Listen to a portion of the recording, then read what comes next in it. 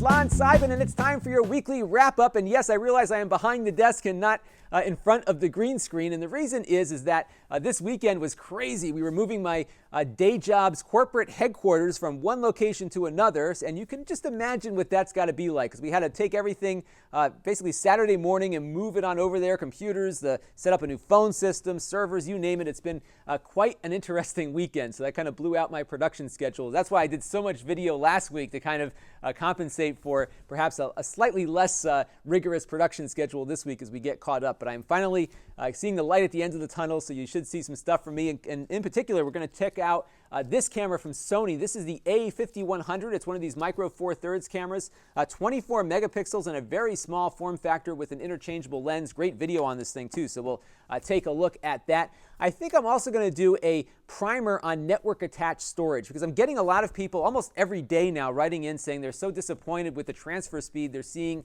with their WD MyCloud or some other network attached storage device. And I really want to do kind of an overview. This might be elementary for a lot of you, but I think for a lot of folks who are researching these products, they're not really grasping the concept of the difference between the internet and their local network, and also the differences between gigabit Ethernet, maybe 100 megabit Ethernet, and of course Wi-Fi, and how really the best way to use a network attached storage device is plugged into a gigabit Ethernet switch, both with the device itself, the network attached storage device, and the computer. So we're going to talk a little bit about that as well. I got a monitor coming in from HP, a 24-inch monitor, and they've really upped their industrial design. I really like how well constructed that HP Chromebox was. I was very impressed with how nicely constructed their Chromebook was that I looked at last year. So I've seen a real improvement from HP, not always in execution of their products, but certainly in the way that they're built. You know, these $200 computers really feel like they're nicely constructed. I mean, they're not made out of metal and everything like Apple, but they are pretty nice nonetheless. So we'll take a look at that too. So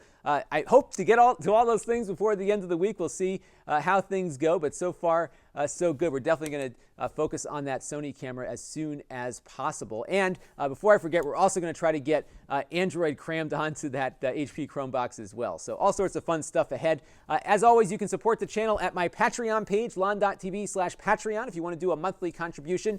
And I can also accept tips at if you go to my channel page at Lon.TV, I have fan funding enabled on YouTube. I think they've made me one of their beta testers. And I know that somebody contributed $5 to me last week, and I really appreciate it. The problem is fan funding doesn't tell me who did it. So if you want me to give you a shout out, just let me know that you were the one that sent the money so I can do that. And hopefully Google will implement some way for me to know who has helped the channel. And as always, those contributions go into buying things like this camera to review, because I often lose money after I buy them. I resell them, but of course I can't sell them at the same price as new. So a fun week ahead. Thanks as always for your support and for watching, and I promise to be in front of that green screen again next week. This is Lon.TV. Thanks for watching.